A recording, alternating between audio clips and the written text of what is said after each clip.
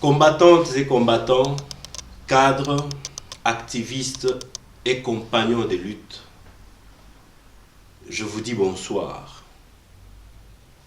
Je remercie d'entrée de jeu EDTV pour cette occasion qu'ils nous ont donnée en nous visitant dans notre cabinet de travail pour que nous puissions aussi donner notre avis sur les différentes questions d'actualité qui couronnent bien sûr la vie sociopolitique de notre chère République. À l'actualité, EDTV voudrait que nous puissions quand même parler de l'accord cadre qui a été signé ce 24 février à Addis Abeba. Nous allons donc nous incliner devant cette volonté d'EDTV. Je dois vous dire à propos de cet accord cadre qu'il s'agit une fois de plus d'un théâtre. Pourquoi nous disons qu'il s'agit d'un théâtre? Parce que vous voyez très bien que nous avons sous nos yeux les différents signataires de cet accord, dit accord cadre, signé pour la stabilisation et la paix et tous les mots qu'il faut pour essayer d'embellir la chose. Mais notre analyse première est celle-ci. Il y a un document que nous disposons ici qui évoquait déjà en 2006, voilà. C'est un document titré « Pacte sur la sécurité, la stabilité et le développement dans la région des Grands Lacs ». La région dans laquelle se retrouve notre République. Je ne sais pas si c'est par chance ou par malchance. Ici, nous sommes en 2006, un certain 15 décembre de la même année. Voilà. Aujourd'hui, dans le tableau que vous voyez dans l'écran de l'ordinateur, vous avez l'accord qui a été signé le 24 février 2013. Pratiquement 6-7 ans après. Qui signe cet accord? En 2006, vous avez M. Eduardo Santos. Ça, c'est en 2013. Il est aussi signataire en 2006. M. Pierre Nkurunziza, qui est président du Burundi, et aussi, juste à côté d'Eduardo Santos, il a signé aussi.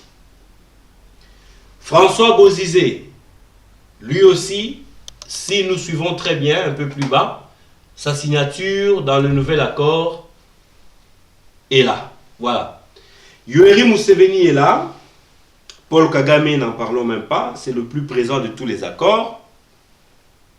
Il y a le président de la République unie de la Tanzanie, président de la République du Soudan autrefois, aujourd'hui, maintenant, celui qui signe, c'est le président du Sud-Soudan.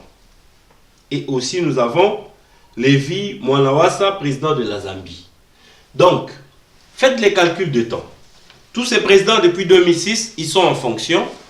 Je ne sais pas, ou ensemble, nous ne savons pas si dans leurs pays respectifs, il s'y passe réellement des élections. Sassou Nguesso est aussi dedans. En 2006, il a signé. Ici aussi, en 2013, il signe. Ça veut dire que c'est des présidents éternels. Que peut attendre le peuple congolais s'il se veut réellement un peuple sérieux de ce type d'accord? Un accord signé entre les loups. N'y a-t-il pas un adage qui dit que les loups ne se mangent pas entre eux? Est-ce que Sassou Nguesso peut vouloir qu'à Kinshasa, Joseph Kabila parte, qui est insécurité à Kinshasa, tout en sachant que ça peut se répercuter très vite chez lui à Brazzaville? Est-ce que Paul Kagame qui est le maître de Kabila Kanambe, peut vouloir que Kabila Kanambe, qui est en quelque sorte une base arrière pour son pouvoir, ne soit plus là. Donc je crois que ces présidents qui ont signé le nouvel accord ne font que la continuité de l'autre accord, qui avait déjà tout dit ici, en 2006 nous sommes. Ils avaient tout dit dans cet accord. Tout ce qu'ils sont en train de redire que notre cher compatriote Raymond Tshibanda a essayé d'expliquer, tout avait déjà été dit en 2006. Alors je ne sais pas, à propos de cet accord nouvellement signé, l'accord dit cadre, qu'est-ce que le peuple congolais peut espérer de cet accord? Comprenez que contrairement au sentiment de réjouissance du gouvernement de Kinshasa, pour les engagements obtenus avec les États voisins, dont je viens de vous démontrer les dirigeants qui ont signé en 2006 et qui continuent à signer, ça veut dire que la multiplicité de ces accords prouve quelque part que les accords signés précédemment n'ont jamais été respectés. Mais ces accords n'ont pas été respectés. Est-ce par vous, nous, par le Forum d'Ixelles ou par eux qui sont signataires de ces précédents accords? Donc, je pense qu'il n'y a même pas de débat à faire. Et aussi, tout de suite qu'ils ont signé ces accords le dimanche, n'avions-nous pas appris au soir qu'il y a eu affrontement des factions rebelles? Je parle ici du M23. Mais si vous êtes vraiment très vigilant avec l'histoire de notre pays, vous allez constater que l'histoire est en train de se répéter. Lorsqu'il y a eu les grands-parents de M23, je vais citer ici le RCD Goma. Souvenez-vous que quand le professeur Ernest Wamba Diawamba est parti pour aller créer le RCD national ou RCD quelque chose, au RCD, ils ont gardé Émile Ilunga ou le général Ondekane pour le remplacer. C'est un peu exactement ce que nous vivons maintenant avec Runiga, le bishop, et Sultani Makenga. La logique de M. Kagame, c'est laquelle? Vous lui faites signer des accords pour qu'il soit obligé de respecter l'intégrité de votre pays. Ok, il ne refuse pas. Il vient tout bonnement cravaté avec ses lunettes en verre. Il vient, il signe parce qu'il sait que sa signature ne vaut aucun iota. Dès qu'il tourne le dos, il passe un coup de fil à Makenga, suspend Runiga. Et il va rappeler Runiga pour lui dire, va à Rutshuru, crée aussi ta rébellion. Les hommes, je vais te les donner. Il appelle ses complices FDLR qui continuent à être sur le territoire congolais. Il leur demande de recommencer un peu trop de bruit pour que les Congolais comprennent que le Rwanda est en danger par le fait que les FDLR veulent recommencer la guerre. Et demain, quand il y aura un autre sommet, parce que Kabila, il a un faible pour ces grands rendez-vous, les grandes tribunes où il peut venir se présenter devant les gens pour qu'il confirme que malgré qu'il a triché aux élections, il est quand même président. Il aime bien ce genre de forums. Et alors, quand vous allez appeler Paul Kagame, lorsqu'il viendra, il vous dira, mais les FDLR ont recommencé la guerre. C'est ça qui justifie la présence des Rwandais sur le sol congolais.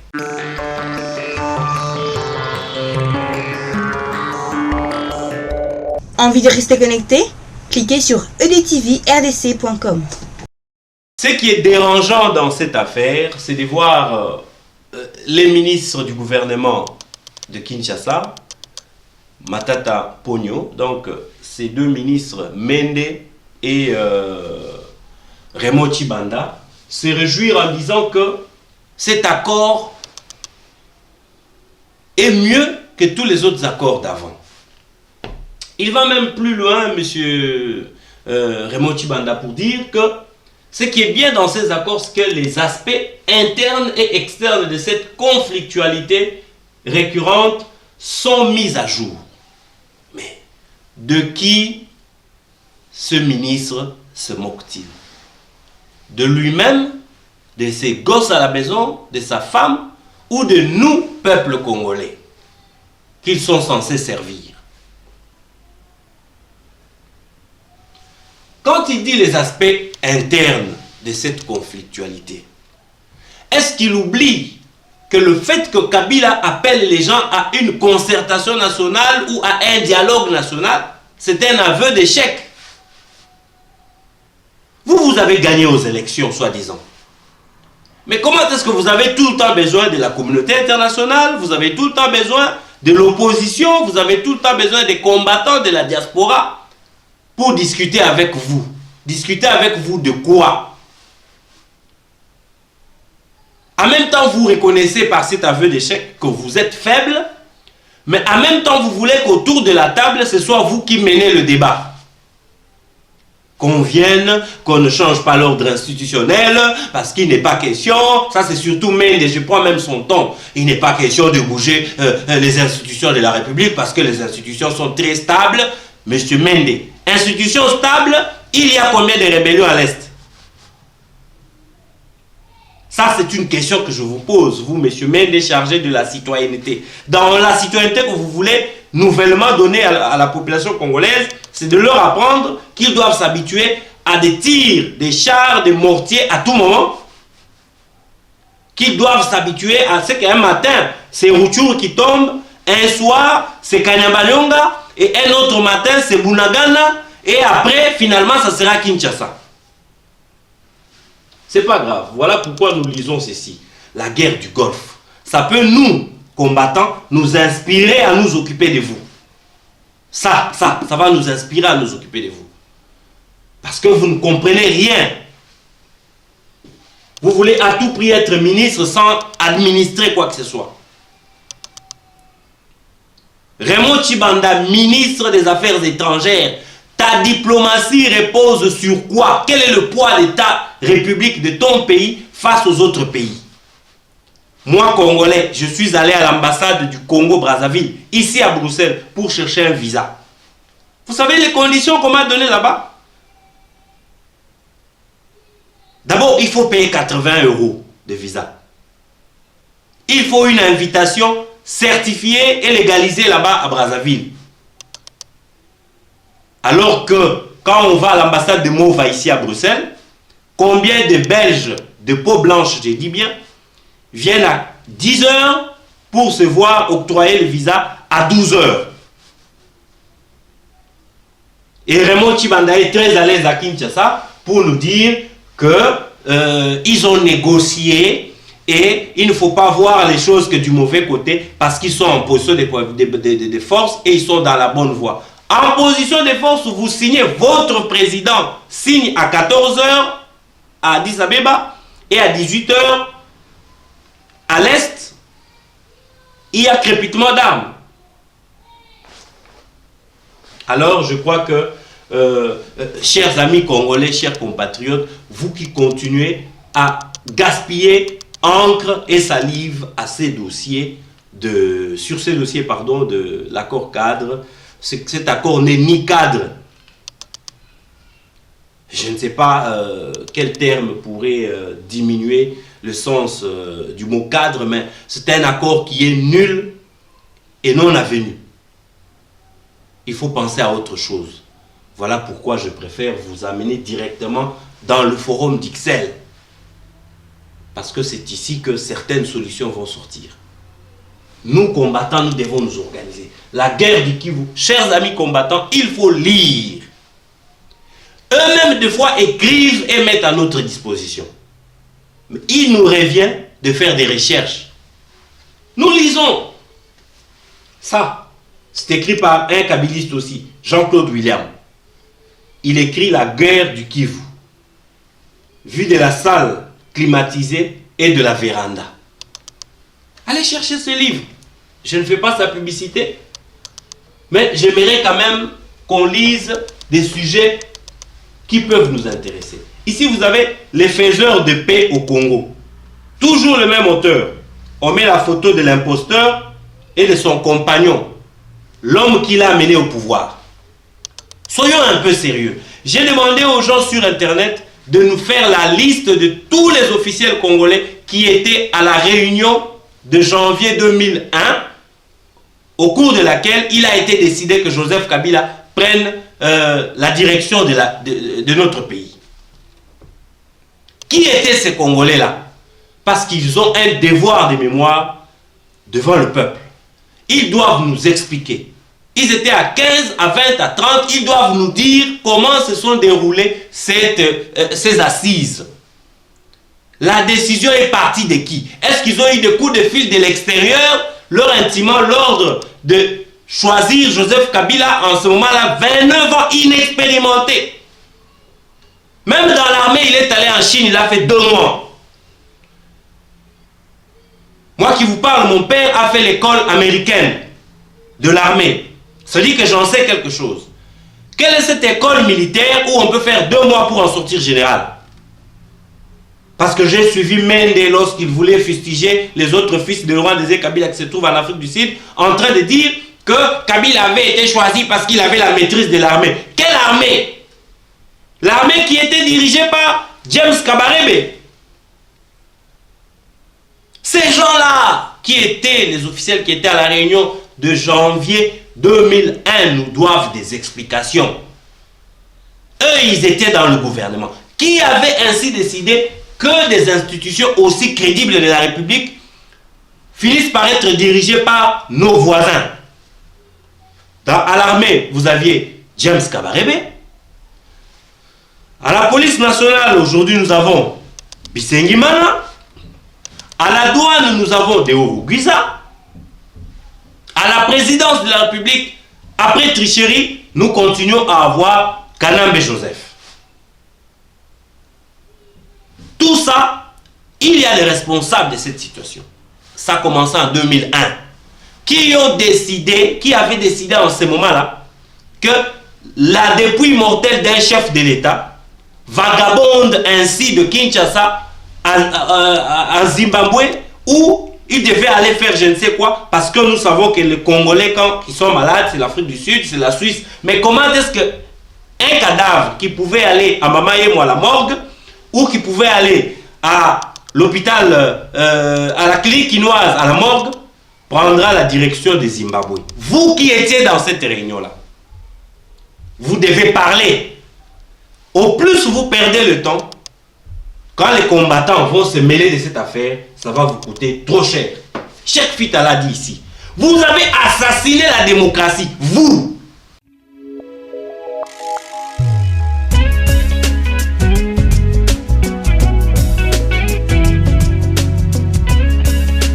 Monsieur Raymond Tshibanda, par ce passage et ces analyses, je veux que vous puissiez retourner au silence. Parce qu'il n'est pas normal que vous ayez la latitude de vous exprimer sur des questions creuses. Vous êtes ministre de la diplomatie. Comment se fait-il que le peuple que vous avez là-bas, jusqu'à aujourd'hui, est sans carte d'identité?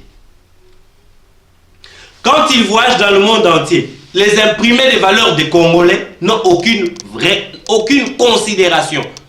Je donne toujours des exemples palpables. Moi qui vous parle, j'étais en train de conduire une voiture ici en Belgique. La police belge va m'arrêter.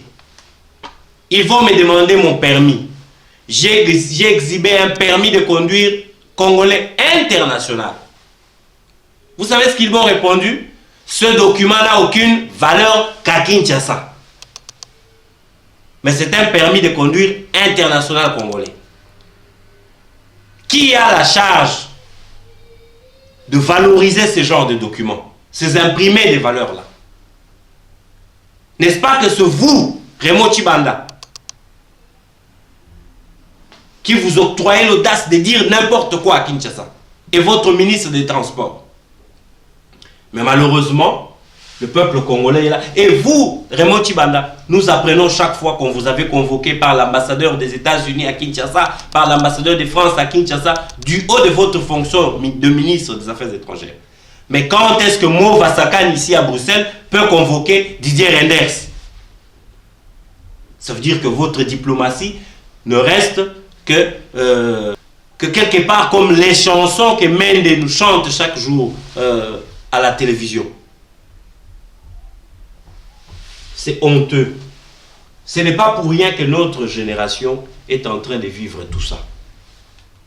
Là, je m'adresse à vous, qui chaque matin, vous nous posez des questions. Et Lobinini, Tshisekedi a dit quoi? Tshisekedi va faire quoi? Ce n'est pas à Tshisekedi de libérer le pays, c'est à vous. C'est nous de libérer le pays. Il faut lire. Charles Onana nous informe ici. Europe, crime et censure au Congo. Charles Onana. Allez chercher. Lisez ce qui est dedans. Ça va peut-être vous stimuler à faire plus que tout ce que nous sommes en train de faire. Le même Onana, plus loin, il écrit encore: ces tueurs Tutsis au cœur de la tragédie congolaise. Qui sont ces tueurs que vous voyez? Celui-ci, que vous voyez ici, James Kabarebe. Il était chef d'état-major de la République démocratique du Congo. Aujourd'hui, il se retrouve ministre de la Défense au Rwanda. Vous pensez que Peter de Crème, ministre de la Défense en Belgique, peut demain bizarrement se retrouver ministre de la Défense en France et le Parlement français l'observer, voir tout ça? Parce qu'au Congo, il y a des députés qui veulent qu'on les appelle honorables. Chers honorables, chers honorables. Et vous êtes là à faire des vacances parlementaires à gauche, à droite. J'ai même appris que l'autre est à Kampala. Celui qui est à Kampala, c'est qui? Christian Badibangi. Un homme très intelligent que j'ai connu personnellement. Mais là-bas à Kampala, le commandant de la police, celui qui dirige tout ce qui est intérieur, c'est celui-ci qui était commandant de ton armée dans ton pays. Christian Badibangi, qui dort dans l'hôtel de Kampala calmement en train d'attendre des négociations. Moi, je n'aurais même pas sommeil. Celui-ci là, on le recherche, Kunda Batouari. C'est Kabila qui le cache au Congo. La CPI l'a invité plusieurs fois. Kabila le cache. Mais vous n'avez pas honte, vous les députés, de reconnaître que Kabila est l'artisan de la paix. De quelle paix? Parce qu'il vous a laissé tranquille à Kinshasa dans vos jeeps fumés. C'est ça la paix. Pendant qu'à l'Est, on viole vos tantes, vos cousines, vos nièces, vos femmes. Parce que Kabila vous a laissé libre à Kinshasa toucher $6 000 et c'est un artisan de la paix. Vous n'arrivez à rien lui dire en face. J'ai même vu d'autres députés trembler comme ça pour serrer la main de Kabila. Heureusement, Kengoé Moulunda ne m'avait pas nommé. Parce que s'il m'avait nommé, ce jour-là, je crois que ça allait être la fin de Kabila. La paix contre la justice, nous choisissons quoi? Parce que moi, je préfère les deux. La paix sans justice n'est pas la paix. La justice sans la paix, ce n'est pas aussi la justice. La vérité des urnes, ça doit triompher. Ceux qui nous posent des questions sur le voyage du président Tshisekedi, il se porte très bien à l'Afrique du Sud et maintenant, il se trouve à l'étape de Johannesburg.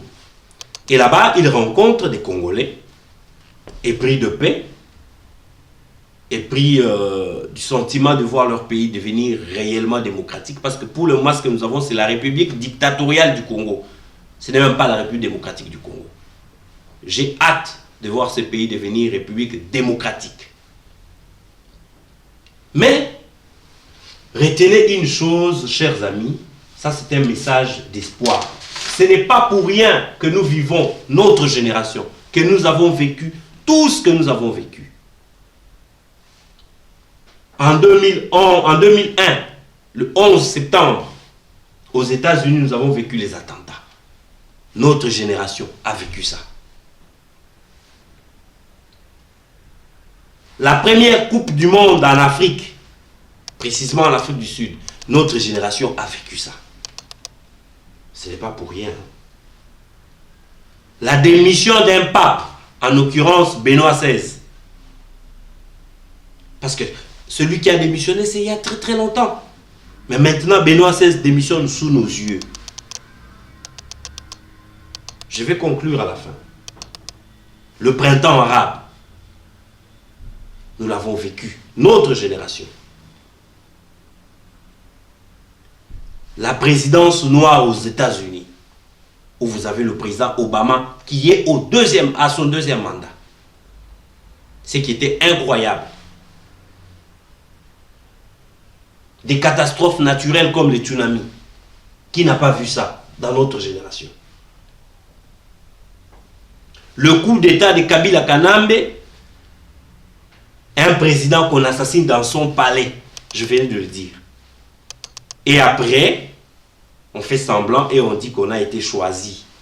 Quel est ce commando qui peut tuer et laisser la place à quelqu'un d'autre depuis que l'histoire existe? Nous lisons ici l'histoire secrète du Rwanda. Quel est ce président du Rwanda qu'on a tué par quelqu'un d'autre et qu'on a laissé le poste à quelqu'un d'autre? Ça, c'est seulement au Congo qu'on accepte des choses comme ça. Que Kabila est innocent dans la mort de Laurent Désiré Kabila.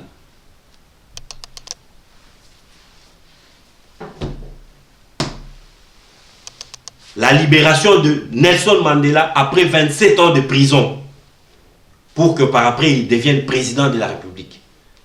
Ça, notre génération a vu tout ça. Je viens de dire la direction des institutions importantes de notre pays par des Rwandais. Vous avez Bizi Makara qui était aux affaires étrangères. James Kabarebe aux forces armées. Et Joseph Kanambe à la présidence de la République. Charles Bisengimana. Et au Sénat, à l'Assemblée nationale, il y a des étrangers. Le premier ministre congolais l'a même reconnu à Washington dernièrement, bien qu'il ne reconnaît que dans l'armée pour justifier sa faiblesse. La faiblesse de l'armée, bien sûr. Ça veut dire que notre génération...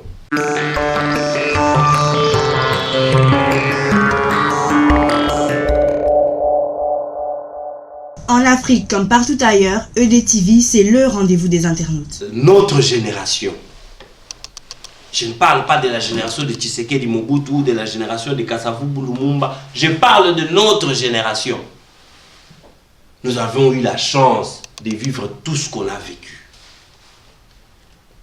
Ça veut dire qu'on est une génération émancipée. Quel exemple nous voulons encore avoir? Des Esquimaux? Nous avons vu un pape démissionner. Nous avions vu une occupation étrangère venir s'installer dans notre pays. Nous avons vu le roi de la pop, Michael Jackson, mourir.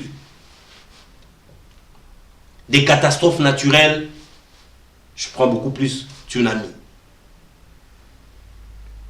Qu'est-ce qu'on n'a pas vu en Afrique aux États-Unis? On voit Obama président de la République. En Afrique du Sud, on voit Mandela Nelson libéré après 27 ans de prison, devenir président de la République. Et aujourd'hui, il a laissé la jeune génération continuer. Et nous, on veut quel exemple encore? Le printemps arabe, on l'a vu. Et la peur, est-ce qu'elle peut encore exister en nous? Nous devons braver la peur, chers amis. Et nous lever pour chasser et bouter hors de notre territoire l'imposture. Tshisekedi, du haut de ses 80 ans, nous a amenés aux élections pour les gagner. Et j'entends toujours des gens nous dire, il faut attiquer la génération Yassima. À côté de la génération Obanani, vous qui n'avez encore même pas exprimé vos ambitions et vos intentions. À que nous na maboulou ya ba toilette. Toi qui nous avons arrêt de bus, que papa Olingo comme a remplacé à Tshisekedi. Ceux qui ont besoin de moni saté. Et je n'aime pas entendre ces Congolais-là qui disent après Tshisekedi, nani yango tozo mona mutute. Ça, c'est manquer du respect aux quelques Congolais qui font des efforts pour que la situation oyo tout le monde soit clair. Faites confiance à vos compatriotes. L'unité ne peut partir que de la constance d'une idée. Tolobaki to bundi to ken élection poto bengana kanamba zonga Rwanda. To bengani payer. Et comme tango to tele masikoyo to si to lakisi démocratiquement ndengeni to koko bengana mutu. Siko il faut to kende na makambo yo. Je vous ai montré un livre ici. Ça. Lisez. Toke siko na ba biloko yo na ba oyo tozongi c'est la bango retour à l'expéditeur. Tozongi sa bango bisika ba utaki et puis to récupérer mboka na biso. Là, nous pouvons avoir un dialogue sincère. Là, nous pouvons avoir une concertation franche. Toko kenena débat jamais avec un Kabila qui sait qu'Azamouana l'aura des Kabila mais qui se cramponne là en chassant les vrais héritiers de celui-là, la victime. Nous n'irons pas au débat avec quelqu'un qui a triché aux élections, mais qui ne veut pas qu'on parle de sa haute tricherie. Ngoimulu na malumalu il faut bosamba. Na ba débat au bozulu kawana il faut nde sika bino bosamba yango wana. Njoli professeur ya lokuta muibi il faut yopo samba.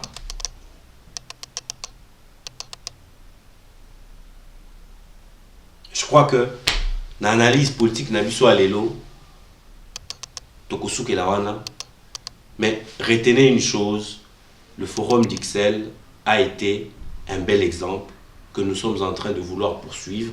Si vous voulez des contacts avec l'organisation du forum d'Ixelles qui est en train de se préparer pour nous amener aux états généraux, desquels sortiront finalement l'administration des combattants, l'administration, je dis bien politique, idéologique et philosophique des combattants. Là, il ne s'agit pas des associations, des ASBEL comme il y en a tout plein. Il s'agira d'un mouvement politique qui puisse canaliser les actions des combattants. Si vous voulez travailler avec le groupe de travail qui fait ce grand travail, vous avez des contacts. Je pense que notre ami Rich Tempête va devoir mettre au bas du petit écran l'adresse mail de cette organisation pour permettre à ce que ceux qui ont des CV à envoyer pour que aux élections qui vont être organisées en toute transparence, qu'ils puissent être candidats à tel ou tel autre poste, c'est le moment de le faire. Parce que jusqu'en avril, au plus tard en mai, les combattants doivent avoir des chefs. Plus question, il y a côté le Makoloba, biso chef azate. Non, ça sera fini. Oh, ceux qui sont chef, bah, corrompre. Ah, ouais, tu chef, tu bazo corrompre, bah, tout est. C'est enfantin de réfléchir comme ça. Nous devons avoir des partenaires qui doivent nous faire confiance, des partenaires en qui nous devrions aussi retourner la confiance, avec lesquels nous allons avoir des correspondances, des responsabilités et de respect. Ce n'est pas que vous écrivez à Ban Ki-moon une lettre nue, sans adresse, sans papier en tête, sans signature fiable, sans numéro de téléphone fixe, et il va vous répondre où? Tout ça, c'est des erreurs que durant cette année du combat intelligent, nous devons éradiquer. Cette fois-ci, nous devons tous accepter de nous soumettre à des textes. Nous devons accepter à nous soumettre à des autorités. Sans cela, toute cette notoriété que nous avons construite va s'effondrer. Et moi qui vous parle, je sais ce que c'est que construire une conscience. C'est très difficile. Construire une unité, c'est très difficile. Un musicien a chanté Kobuka ndaku ezali kamboya tango moke. Kasi kotonga yango ezali kamboya tango ebele. Tosi tozui tango ebele pour na kotonga combat. Gare à ceux qui prennent peu de temps pour na kobuka combat. Merci et je vous revois très bientôt. Vous allez nous excuser pour le temps où au forum d'Ixelles les Ouakibiso et que tous allez produire pour la binoté analyse politique. sikoyo boye lokola EDTV ezongi kotala biso na cabinet awa tokosala de notre mieux pour que to banda kosalela bino analyse politique po bobunga bunga te po tozotala bino kaka caméra lobby mutu tala lobaki Bishop Runiga lobby combattant komi na koyoka Runiga combattant komi koyoka Makenga. Est-ce que c'est normal? Combattant a komi kozela suite ya Kampala. Est-ce que makambo Kampala est un combattant? Combattant a komi occupé Addis Abeba. C'est makambo Addis Abeba est un combattant.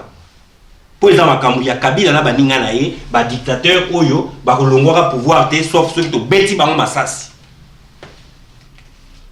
J'ai dit et je vous remercie.